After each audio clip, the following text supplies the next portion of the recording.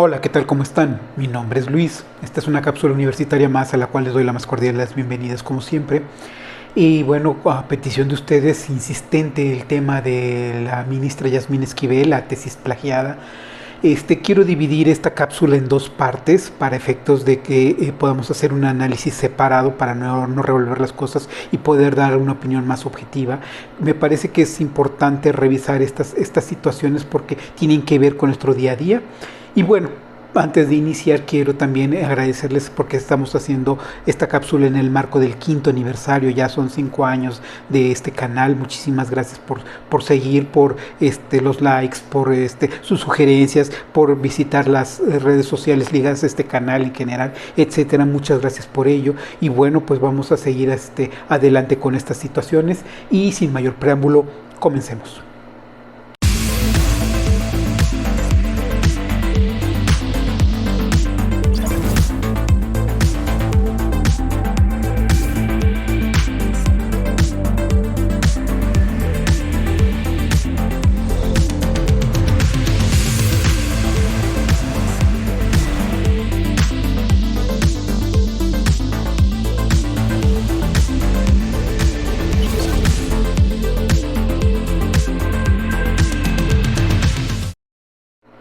Bueno, pues en general, además de agradecerles por estos 5 años, bueno, quiero ofrecerles que yo sigo abierto a las propuestas y que con todo gusto aquí vamos a seguir tomando en cuenta sus sugerencias y todos sus comentarios dentro de un marco de respeto son bien recibidos. Les recuerdo, está activado el anti-spam en este canal, entonces cualquier situación de agresión, de burla o cualquier cosa, el sistema anti-spam de este canal y de YouTube en general, pues rechaza ese tipo de comentarios.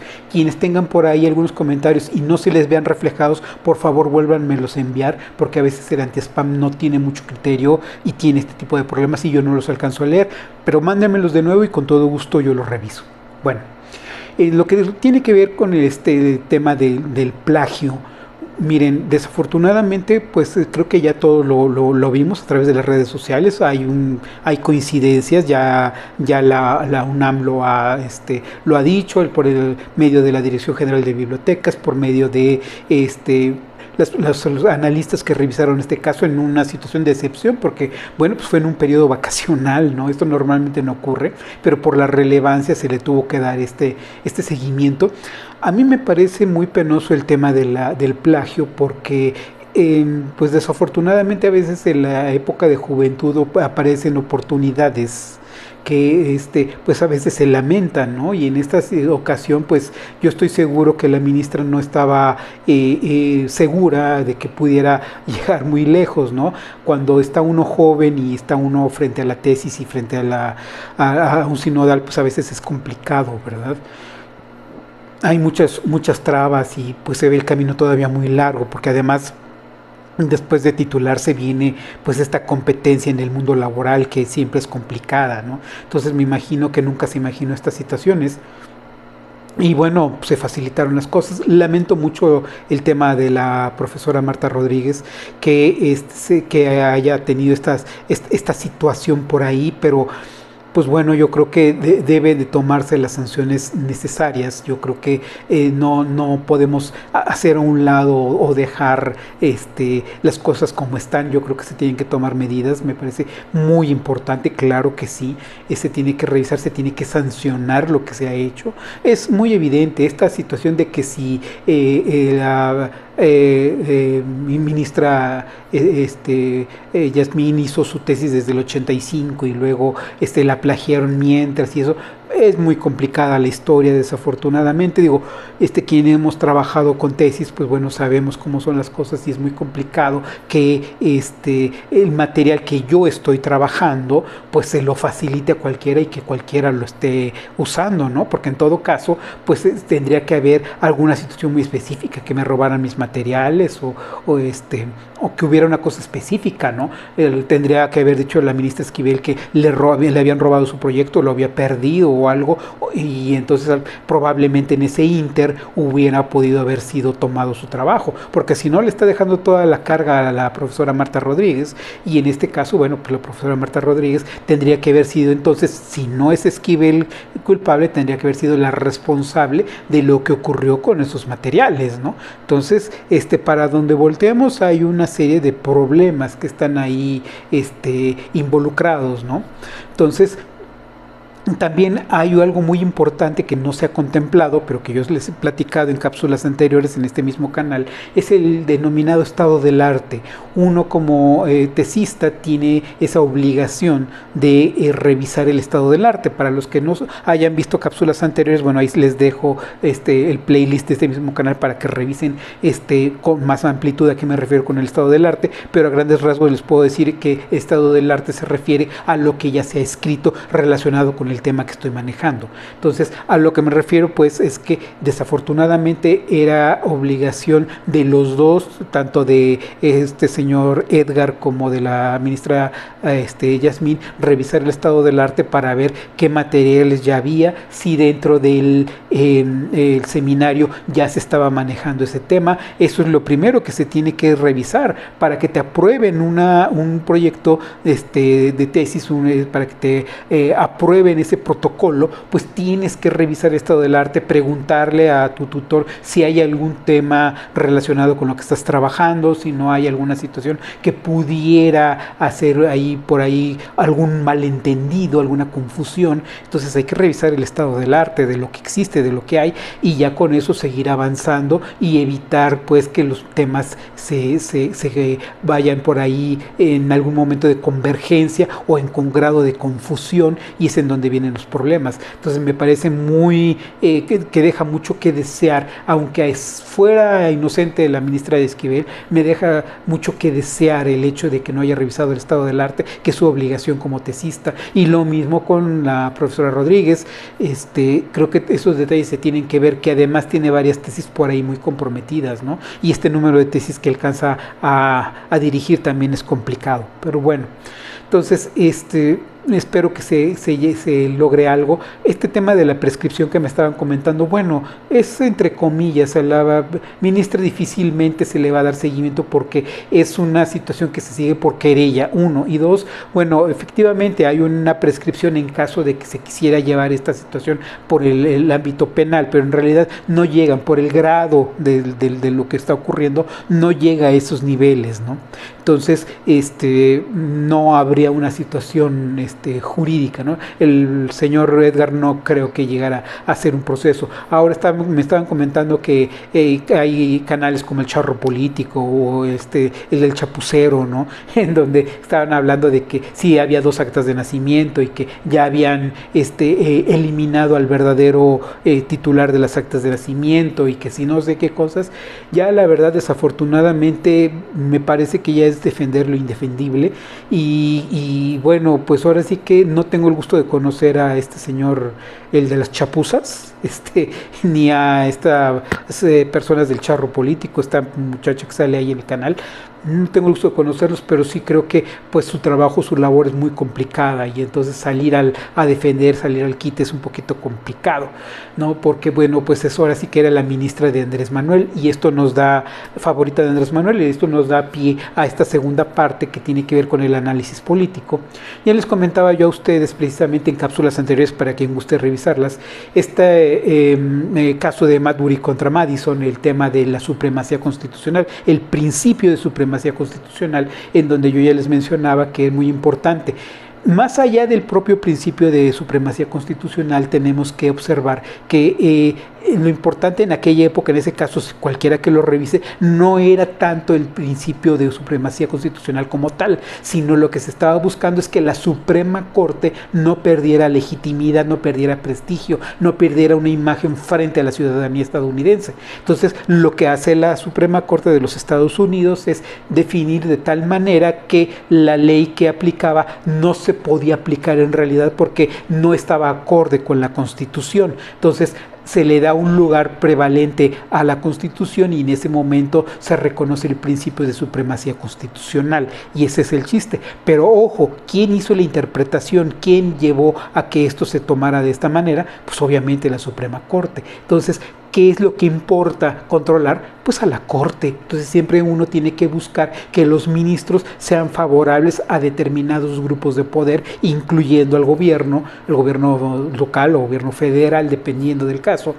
Y con eso se puede mantener cierto control del poder, de la interpretación de la ley cuando sea necesario manejar la ley a favor o en contra de determinados intereses. Entonces, obviamente, pues Andrés Manuel tenía su fe puesta en Yasmín, porque es la esposa pues del contratista número 1 de este gobierno. Entonces pues irla llevando, irla conduciendo, pues eso ayuda mucho. No es que el ministro las pueda de todas, ¿no? Ahí tiene limitaciones y depende de la votación de los demás ministros, pero bueno, tiene cierta jerarquía que ayuda en algunas cosas. Realmente no me parece una derrota como lo estuvieron manejando, sobre todo en el Universal. Estaba yo leyendo un poco de Carlos Loret de Mola, que fue el que hizo esta publicación, y bueno, estos comentarios de Ricardo Rocha también me parecen un poquito sobrados, he de decirles.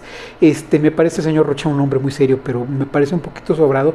Lo que ocurre es que si se observa la votación que hubo en la Corte, pues uno se va a dar cuenta que ya se sabía que la ministra Esquivel no iba a ser la presidenta una vez que ya llegó el día de la votación. Entonces, ¿qué es lo que ocurre? Que se acude al plan B. Mucha gente no se dio cuenta de eso. Cuando uno va viendo la votación, si ustedes revisan la lista de los ministros y cómo votaron, era notorio que no iban a votar por Esquivel, o sea, se notó. Entonces, ¿qué es lo que se hizo? Que se tenía que acudir a un plan alterno, de tal manera que no se hiciera tan evidente que se tenía que favorecer a este señor Ortiz, a la contraparte de este ministro que Andrés Manuel ha mencionado como el más adinerado. Entonces, lo lógico en ese momento era que ese ministro fuera el presidente, al haber hecho a un lado a la ministra Esquivel. Lo que ocurrió ahí es que la votación que ya estaba definiendo para Esquivel se hizo para la ministra Piña. Si ustedes se dan cuenta, revisen bien en la lista de los nombres que hicieron esa votación, revisen el orden en que lo hicieron, revisen lo que ya se venía manejando desde antes de la votación y revisen cómo la lista de nombres coincide en que esos ministros que iban a votar en un principio por Esquivel, ahora lo hicieron por Piña, ¿no? Entonces se votó por una mujer que al menos en el papel es imparcial, y con eso se ha logrado darle una legitimidad a la Corte. No se votó por este señor porque se hubiera visto muy evidente y eso sí hubiera golpeado a Andrés Manuel. Eso sí sería una derrota si hubiera ganado este ministro, pero en este caso no fue así. Ganó Piña, ganó una mujer, y además es una mujer que, profesora de la facultad, por supuesto, que proyecta una imagen de neutralidad. Y eso es indispensable, porque como yo les dije, si la Suprema Corte empieza a perder la imagen, el prestigio y ese poder que todavía tiene, pues imagínense, ustedes obedecerían un dictamen, ustedes acatarían un precedente de la Suprema Corte, una corte que no tiene legitimidad.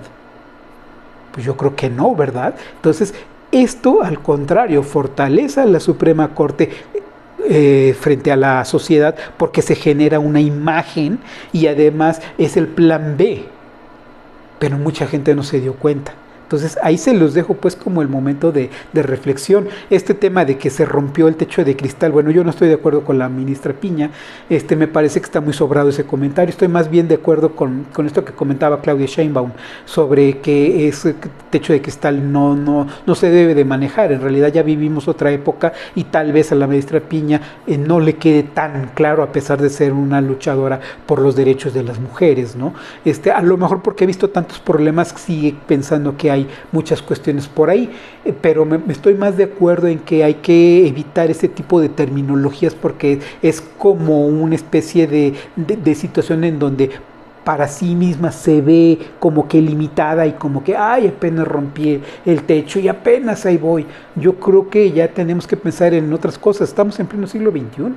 O sea, ya esas cosas se tienen que superar. Ya tenemos que estar pensando en cómo vamos a resolver los problemas, no en techos de cristal, ¿no? Pero bueno, entonces en general eso es lo que yo les puedo decir. Espero y le deseo mucho éxito a la ministra Piña y que salga todo adelante y bueno, que la ministra Esquivel tenga también esa madurez para enfrentar la situación tal cual y bueno, que esto sirva de ejemplo para precisamente la comunidad universitaria. No se sabe, la vida da muchas vueltas y no sabemos en qué momento va a ocurrir algo que nos pueda cambiar la vida y entonces pues hay que estar bien, ¿no? Y además aunque no lleguemos pues a grandes puestos, es algo que es una satisfacción propia, no es algo para uno, forma parte de nuestros valores y de nuestra formación, habla de nosotros como personas, no como seres humanos.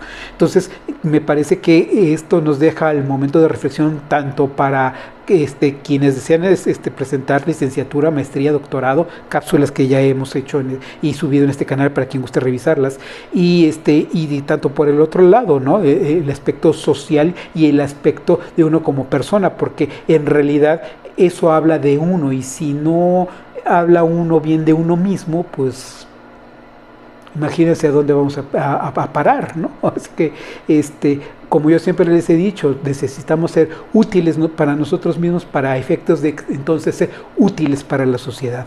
Y creo que eso debería de ser lo más importante. En fin, que estos son los momentitos de reflexión, dudas, preguntas, comentarios, ahí está. Si gustan que le demos seguimiento al tema, con todo gusto, ahí me déjalos con sus comentarios o a través de las redes sociales y con todo gusto los revisamos. Y bueno, pues una vez más les agradezco este 5º aniversario, estos 5 años que ya tenemos por aquí y vamos a seguir presentando más cápsulas. Hay varios temas que están pendientes, no se me han olvidado.